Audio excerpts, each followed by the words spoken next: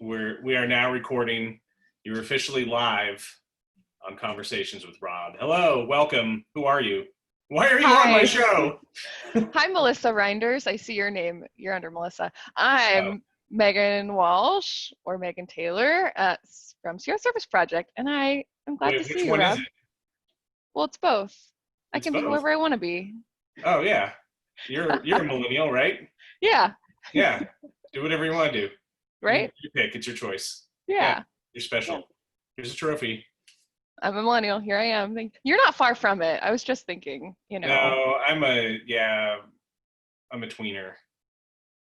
I don't belong. I was reflecting on preparing for this, and I was thinking about the first time we met 10 years ago. Oh, that was going to be my first question. So please, I was like, oh, I feel like I've known the Reinders forever, but that's not really true. I haven't really known them forever. No. But it was in South LA. You brought a group from ASU spring break. Right. Okay. And I think I met Melissa first because she was on the board of SSP. Yeah. And it was my first year working in the office, and I was really still a nervous Nelly. And there's this one moment in particular I remember I really learned something from you, because you were besties with Rick Eaton, the former director.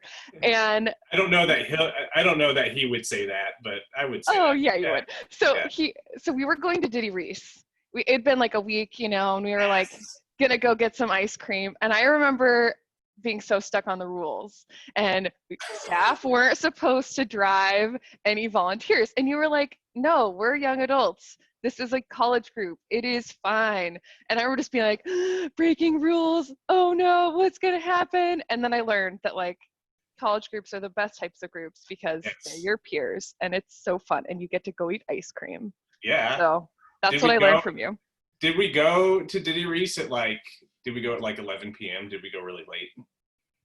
I don't really remember that detail, but I remember going, and I remember being fun, and I remember your group. And that's my first Rob memory. That's such a great memory. Yeah, with ice cream, even better. Yeah, you rule breaker. I know. Look at me now. I know. Look at you. Now you just break rules left and right. I make them and I can break them, Yeah. It's great being in charge. Right? I don't like that rule anymore. What about no petting the dogs? Nah, everyone pets the dogs. We don't need to have that rule. Who cares if it has fleas and ticks? Or That's rabies? Your own personal risk taking. Go nuts. Go. Not my responsibility. Not my responsibility. Do whatever you want. Here's your trophy.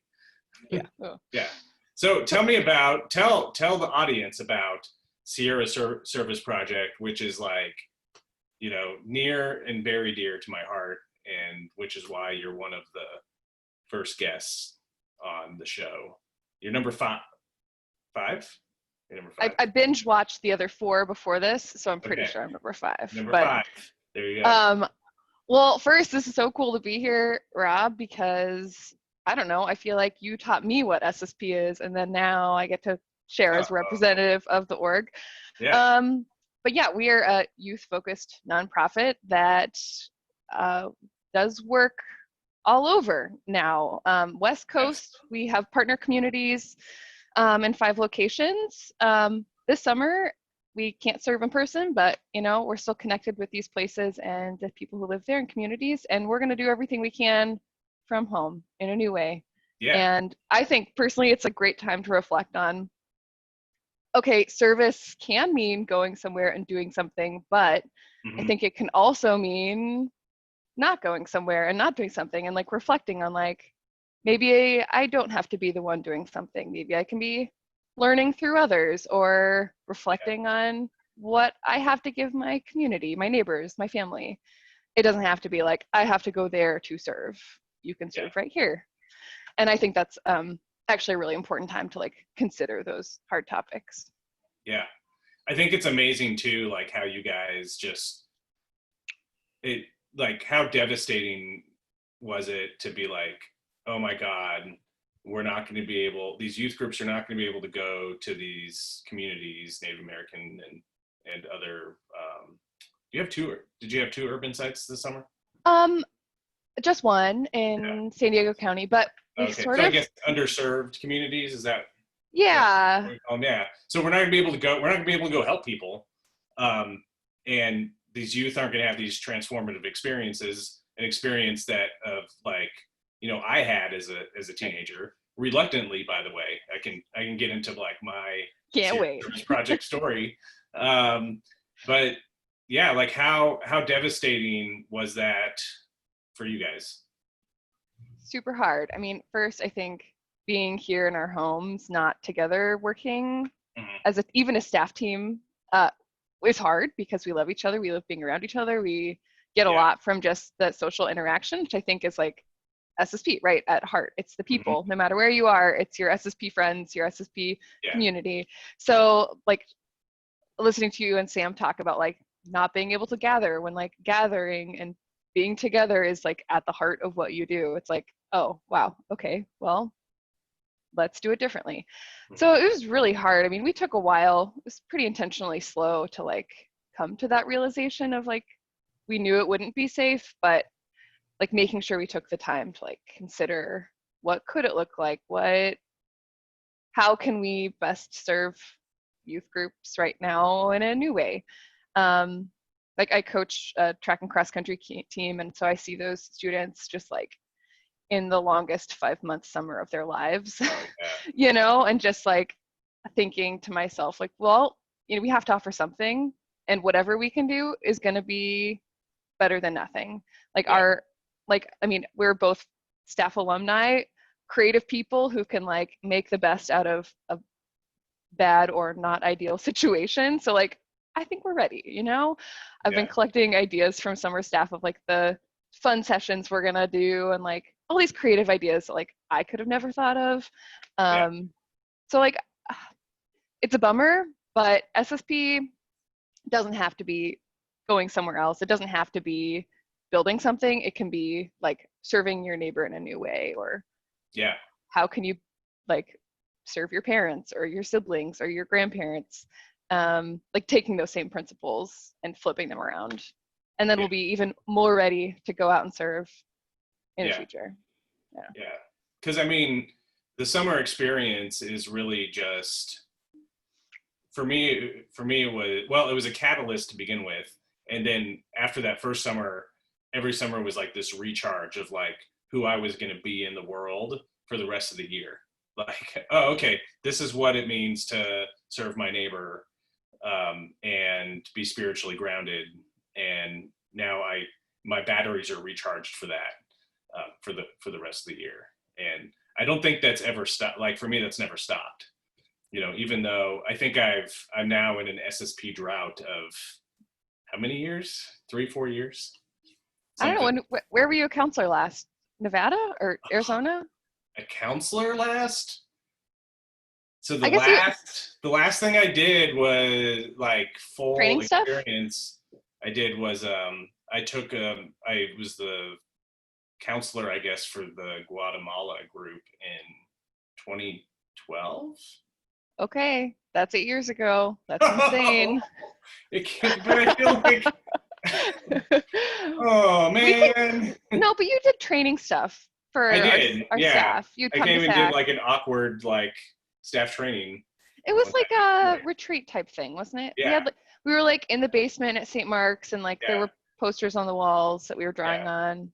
We That's yeah we what I did like remember. story. Yeah, I think we did like story brand or Yeah, like yeah, yeah. storyline. Yeah, Storyline. Yep. did tell your story and then did just like a big long take a nap meditation. Yeah. Okay, so maybe it Great. wasn't that bad. Yeah. Not that long ago. No. No. But I was like curious of I want to hear more about how you and Melissa met at SSP, Oh no, and the like lawyers more. won't allow that. But like you have a beautiful family now, and you're in ministry, and like it's It's fine. wonderful. It's fine. And like the well, there's so many things I want to ask you all of the Okay. time, Rob, but we can start Okay. there. Yeah. Okay. So how did Melissa and I meet? Hmm. By the way, great, just like reminder advertising of every few seconds. Make sure that sticker's turned to Which the one? logo. There it is. Well, now we got to do the, yeah. You can be a monthly donor too. Oh wait, you already are. Oh, yeah. I love increasing that donation every year. It's Thanks, Rob. Yep. That was a high five. Yeah. So Melissa and I met. Okay, so my first summer on staff was 1999, White Mesa, Utah. Still just like what an incredible setting to be in. Just gorgeous beauty everywhere. Four Corners, so it's like the Four Corners area of Utah, Colorado, New Mexico, Arizona. And I think it was week 2. The campers from week 1 had just left, and Saturdays on Sierra Service Project staff are that's your only day off. Well, now you guys do some different stuff for self-care, whatever that is. So anyway, at that time, Saturday was like the only day you got to breathe. And as soon as that last camper was gone, it was always like, yeah, let's go take a long nap. Eat all the cookies left over. Exactly. Our pops. Maybe we could go into town and have a real dinner, like that kind of thing. So we were so excited to be alone and walk out of like the little, like, the staff was staying in like a community center where we were, and which is really like, it was just a house that had been converted. And so we come out the front doors, like me and I think this guy Brian, who was doing construction, one of the construction people, and no, he was our construction coordinator. And The one? yeah, because it was back when you had a construction coordinator and 2 supply coordinators. Yeah. So here's this girl and what looks to be her dad just like standing there, and she's like got all her stuff, and we're like, oh no, camper, did you miss the bus? Or like you're a day early. Yeah, exactly. You're either here early or like I don't recognize you from the week before, and you were forgotten or whatever. We're like, who are you? And she's like, I'm your staff in training. I'm like, we don't have staff in training. And we run back inside to Tim Burke, who was my site director, and we're like, hey Tim, oh hey, there's a cat. Hi cat. That's a dog. She's big though. Oh, is it? Is it really a dog? Oh, that's even better. Yeah, Okay. she has lied down. She's not going to get up. So Good. no, we like dogs no spotlight. we don't like cats. Yeah, don't have a cat. So good. I like you even better.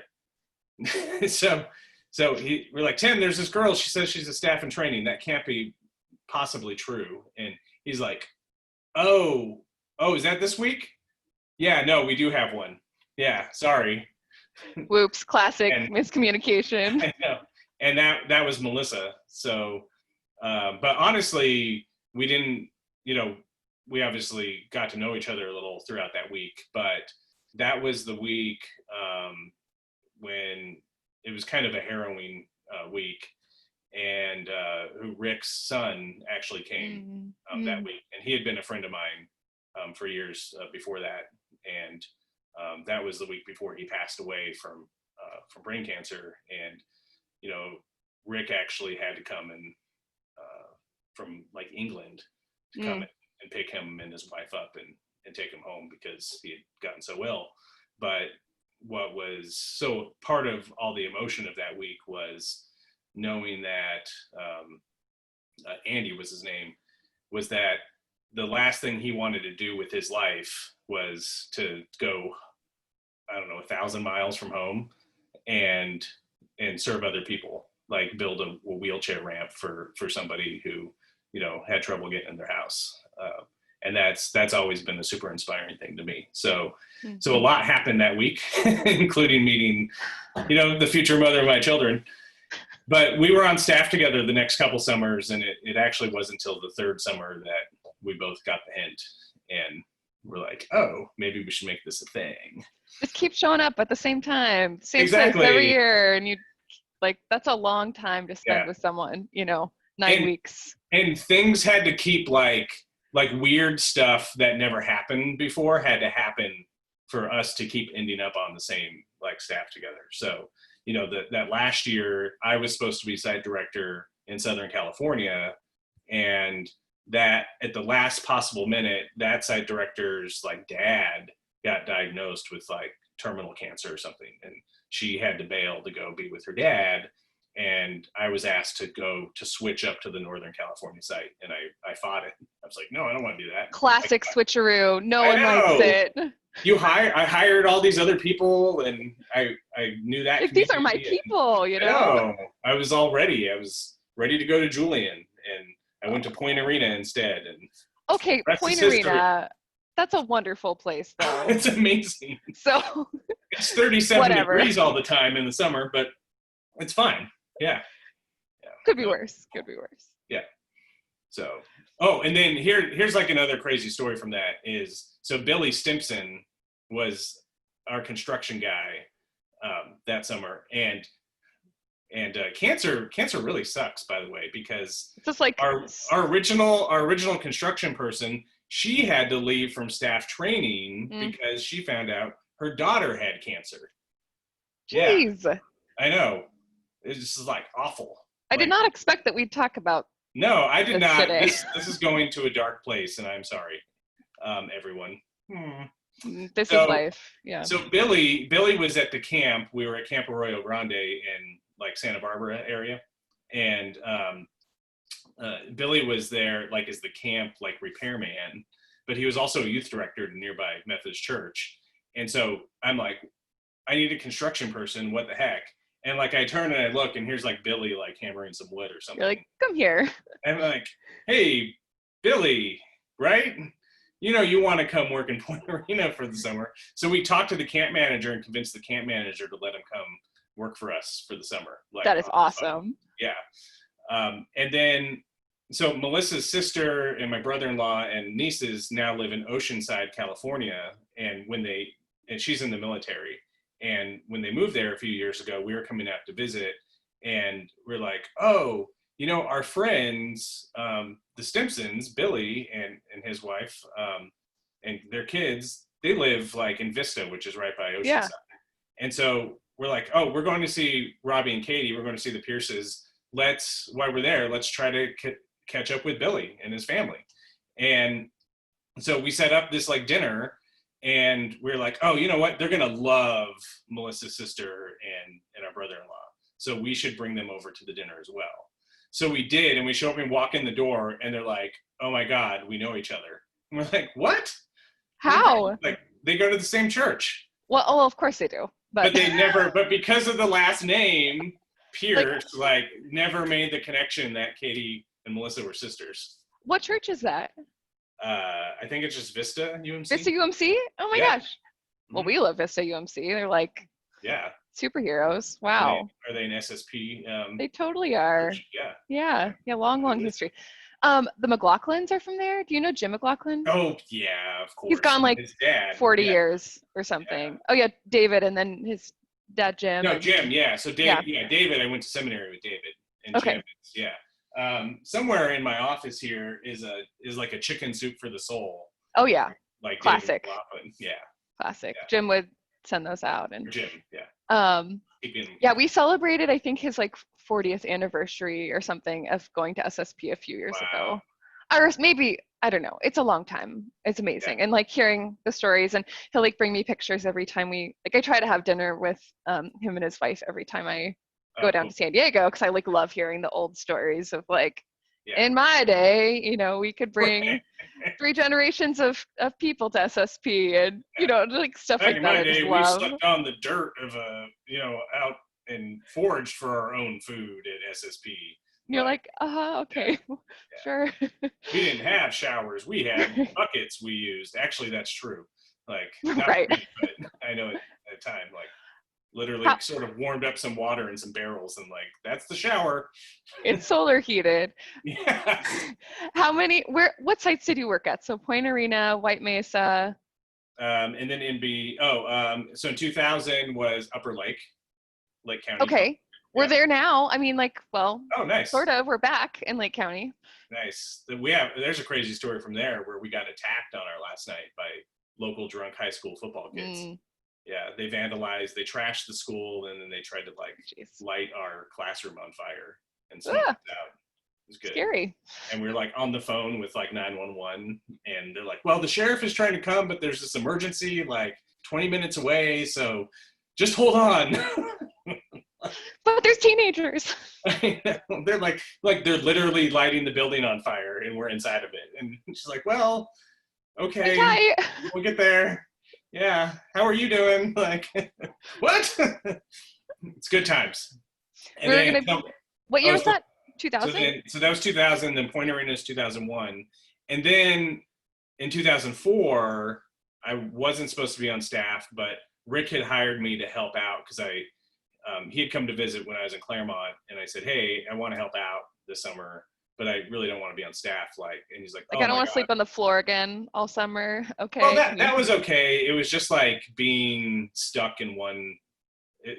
Like I just felt a little old for the whole experience. And he's like, oh, I got the perfect thing. I need someone to help like drive a trailer between sites and to sort of be like my eyes and ears while I'm, if you took like the southern sites, I can do the northern sites and stuff like that. And it was cool. It was like the perfect setup. And then of course the last minute, no cancer this time. Some kid he had a soccer scholarship and had to go play soccer and couldn't. Naturally. And so he's like, can you go, help construction on the Navajo reservation? And I'm like, sure. So. Well, hey, we need people like you. I know. Like, I keep calling upon our recent alumni, like, so what are you doing this summer? So what are you doing this summer? Right. Oh, the economy is bad? Oh, we have a job for you. Yeah. Please come. Turns out. Yeah. Ugh. But that's cool. I mean, Rob, I think that's kind of speaks to the nature of SSP staff of like, well, not what I thought I was going to be doing, but I guess I can do that. I can help. And like being passionate enough about the mission to say, sure, like I can do that. And then that whole experience like transforms the trajectory of your life in ways like kind of by happenstance. You're like, I had no idea that I'd be doing this again, but here I am. So yeah. Let's go. Yeah, exactly. Wouldn't trade it for anything. Yeah. So you didn't stay when you were in Upper Lake. Where did you stay? That was at a school? It was at a school, yeah. In like Lucerne or Nice? School there. Okay. And it was in Upper Lake. Oh, in Upper Lake. Okay. We were going to be based in like Lower Lake, Clear Lake, Kelsey. Oh, okay. Yeah. Area. So like the opposite side. We went to the 4th of July parade in Clear Lake. Really? Somewhere, yeah. Oh, I was at SIT in Clear Lake. When they stayed at the church in Lakeport. Maybe.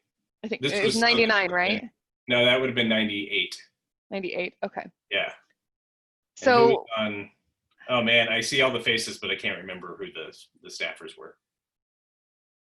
So funny story. So we're now reconnected. It's been like 20 years, and there's a couple United Methodist pastors who are now working at the local kind of hospital, Adventist Health, and so they're like doing all these like amazing projects. Like it's I'm gonna get all the names wrong, so I won't say them. But basically, like helping people transition. Like housing continuum of care, like, all the way from you need shelter all the way through like, thriving in your living situation, whatever it is. Oh, that's cool. So it's really cool to have these like people who know SSP from 20 years ago from the Methodist world who are now working in the healthcare world who like are connecting the dots and be like, oh, you SSP people can help us in this way, and like really creative solutions. So obviously like really disappointed we can't be there in person this summer, but like I know it's gonna be a long relationship. We're gonna be back. It's just gonna look different and be slower, but lots to learn still.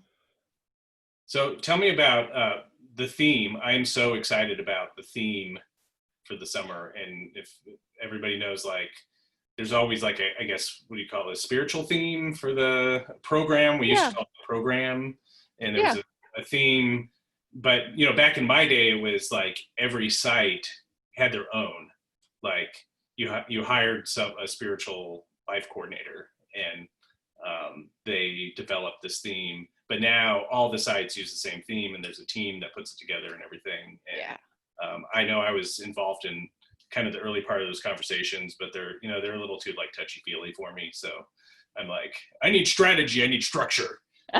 like flowers and ground and soil and trees and it's great. And You're like, but put a word to it. talk about our feelings, and I'm like, oh.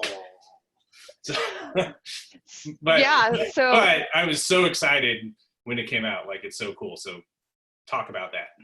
So we were super stoked last week to publish the theme Grounded. It's kind of funny and a play on those themes that were emerging when you were in those conversations of like, how are we nurturing ourselves? And, you know, there's a lot of metaphor there to plant growth and human life. And then during this time when we had to make the hard call about not serving in person this summer, it's like, oh, so perfect. I think credit goes to Leah Booth, the pastor at La Jolla UMC, who came up with that. And it's just perfect. It's like, yeah, we're stuck at home, but guess what? We're rooted in our communities. We are growing through this experience. And I'm not going to say it very eloquently because, like you, words are not my thing. The graphics and the art are my thing. Right. So there's like a beautifully written post about the daily themes, and I think it just fits our time, and it fits kind of like what people need right now of like, how can we add meaning and, I don't know, honest reflection to this period of our lives where it feels a little like lost or hopeless or, you know, dark. And so we, as a way to like connect with our community partners, we use like native plants to highlight each of the communities as a way of like saying, yes, we are still connected. It's just because we're not there doesn't mean we don't get to keep having those conversations and like learn from one another. And we've got some really awesome partners who are like, yeah, great, we can do that. We can talk over Zoom. We can, you know, share our resources the same way we would in person. It's just a new format. So I'm really stoked about that. Like the Oregon State Parks, Tallow Dune Stewards, there's an estuary in San Diego that we work with. So it's all like plant people anyways. Wow. Yeah. Who are like, you're having representatives from all those places that are going to come and be part of the program online. Yeah. Incredible. And that's, so we're hoping like, it's not, we're trying to differentiate, like it's not school, right? Like school's boring. This is not school. So separate those in your head. But a way for us to like reflect on, okay, there's climate change issues happening in all of these communities. How can we learn about what's happening there? Also look at like what's happening in our own backyards. Like what are the issues that our communities are facing, and how can we apply those things to like, oh, guess what? My neighborhood is also facing food insecurity or invasive species or whatever it is, you know, and think about like, how can I take action right here at home today? Since I can't be building a ramp, you know, right now. Awesome. What have your conversations been with the folks on the Navajo reservation and Navajo Nation? Yeah, that's been really interesting and like taken a different turn than I would expect. So we were able to get some like money that we normally would have spent on building materials, those kinds of things, unrestricted, to just serve the community however we possibly can. Awesome. So I was like really happy about that. And so that opened up a lot of conversations with our community partners to say like, okay, we're not coming. It's not safe to, and you know, there's nowhere for us to be anyways right now. But you know, here's some things that we can do. And so like, even just today, I got a Facebook message from someone I don't know who's like, these masks are in the mail to your, you know, to the 2 chapters. And it's like, it's amazing how like people are coming out of the woodwork to, one church in Texas is making 1,000 masks in 2 weeks. So that's super cool, St. Stephen's, UMC. And I know a bunch of others, it's just happening without us knowing, which is really like a beautiful thing, that it's not just the teenagers in the church, maybe too, it's like anyone who has a sewing machine. You know, my desk here at work is also my like sewing machine hotspot. But you know, so I think like sewing masks are something that like a lot of people can do, and you don't have to like go anywhere to do that. Otherwise, like I've talked to Zane James, the president of the Saley Wheatfields chapter. We've kind of had some ongoing conversations. And I just thought it would be sort of easy to be like, here's some money, go do with it what you need. Because I thought that would be the most responsible thing as a community partner. But yeah, I quickly learned that there's a lot of burden there of actually, his day job is not being the chapter president, right? right. It's Yeah, working another job. yeah, So like they are too busy, overwhelmed, lack of yeah, awesome internet, all sorts of resources are challenging. So I was like, oh right, that's my job to do. It's not to pass it off and be like, go buy some PPE. No, it's like right. I have to scour the web for these things that are like not to be found. Yeah, There's a huge shortage. Like by chance, we got like 660 gallons of hand sanitizer donated from wow. FEMA, like so Okay. through a random connection, but like Uh, I cannot find containers to put it in. There are none okay. available online, and it's Okay. just like I understand better the challenges of like shipping things to a remote place without a street address is like Yeah, near impossible, yeah, to like tell this vendor like, hey, can you just ship it to like 8 miles south of the Saley Junction? They're right. like, no. I'm like, Can you send it to the Spashes, like, or I'm like, Texaco? here's the coordinates. Can you please just go there and take this? Right. So there's like some resistance. It's just hard. And so like, Yeah, I think I better have an understanding of like, oh, this is not as easy as I thought it would be. And it's actually my burden to bear and not, yeah. passing that work off on someone else. So Wow. I've learned a lot. I'm like in the middle of it still, there's like minor successes. I get little notes saying like this arrived. And I'm like, oh, I was Yes. just worried that it like a truck would go there and then it would be sent back because someone wasn't there. And things that just naturally happen um, because it's a remote place. So, Yeah. and like they're burdened by the public health crisis that is happening. Yeah. I mean, life was hard there already, and then add this on top, and I think about it a lot. You know, I think about it a lot. And something that struck me, I mean, through reading some articles is like, it's not just a food desert, but it's um, a healthcare desert. Mhm. It's communications desert. There's just not as many opportunities for these things to happen. So like thinking about kids going to school, well, even if you get them a laptop, like how are they going to connect Yeah. with distance learning? Like it's just not going to happen the same way that it's easy for us to, set up shop in our homes. Mhm. And so like, of course the virus is going to spread because people have to go somewhere to get internet, Yeah. therefore closer with other people. And the same thing with grocery stores. Like if there's only however many, like less than 10 or something in the whole Navajo Nation, like, well, that instantly becomes a hub for spreading the disease, right? Because you have to. There's literally no other choices when border towns are closing. There's crazy curfews. I mean, Yeah. it's just, We used to go in when the summer I worked um, on the Navajo Nation. Gallup was where we went on weekends, and reading about the lockdowns and curfews and just like everything. It's yeah, heartbreaking. Like yeah.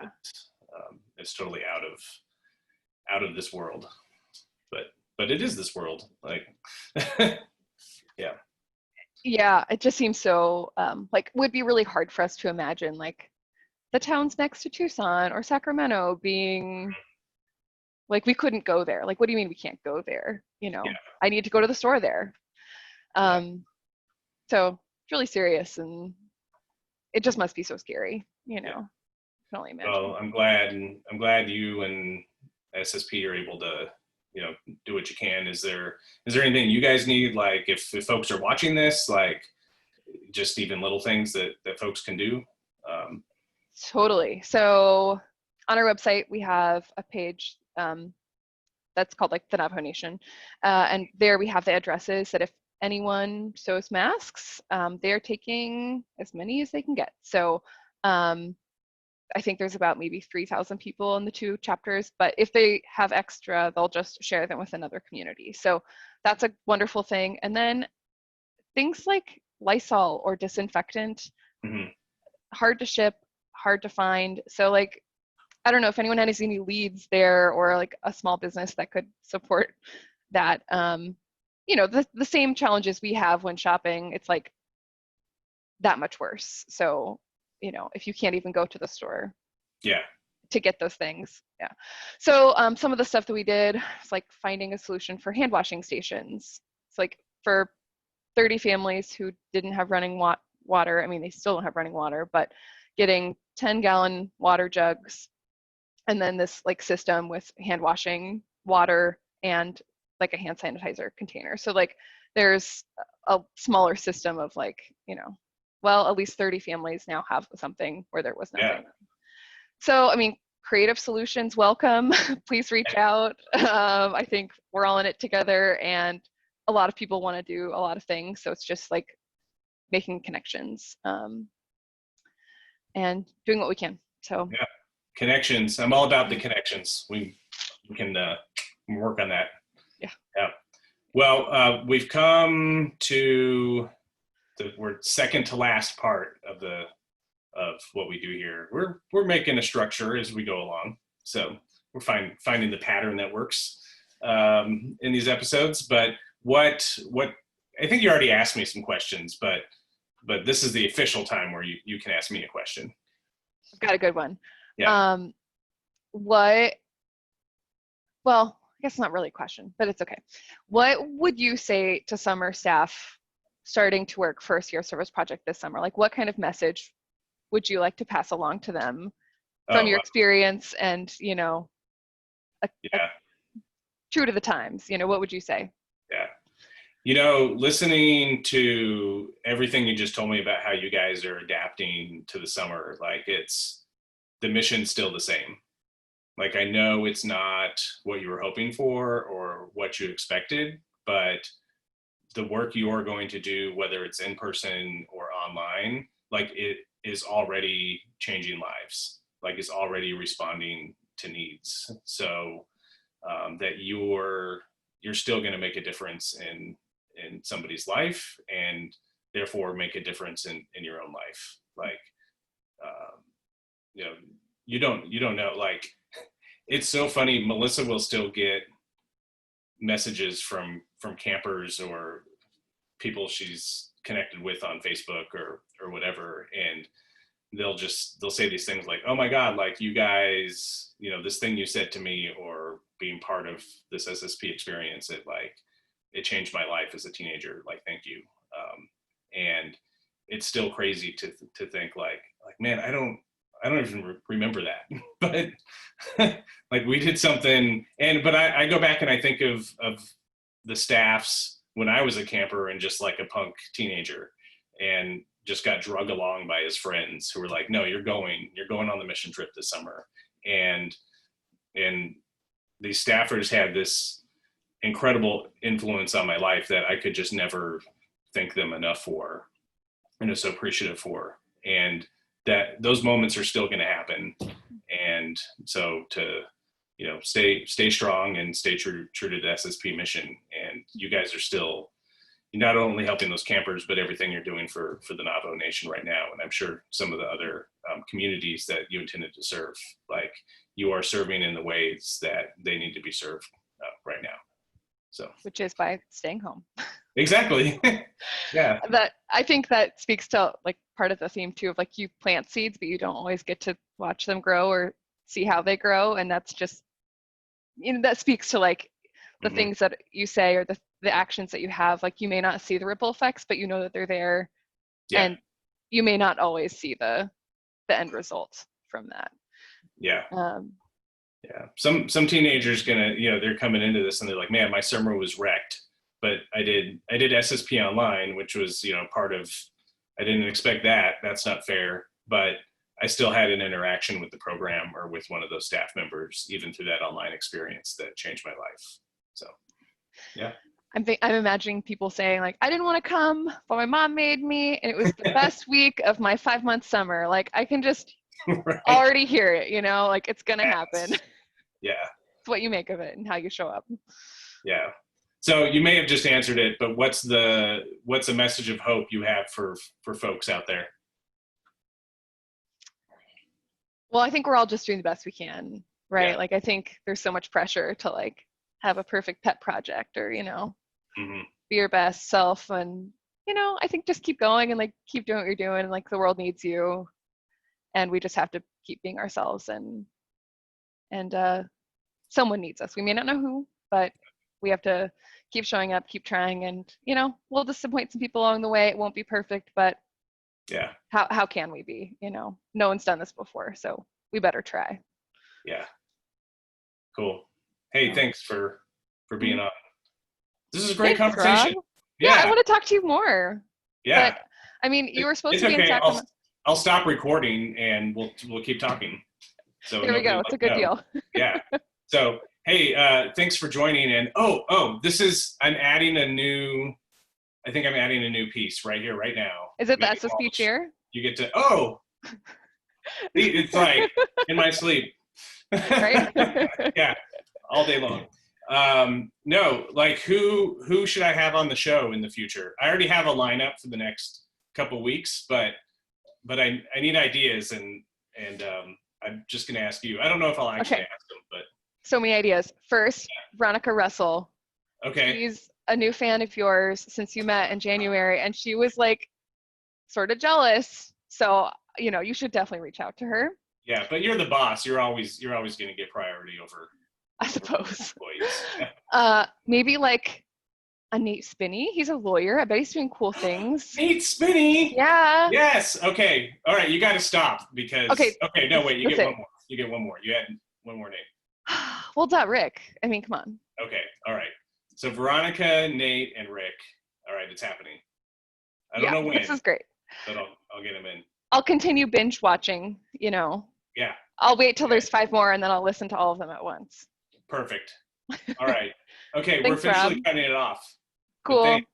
Bye, world. Bye.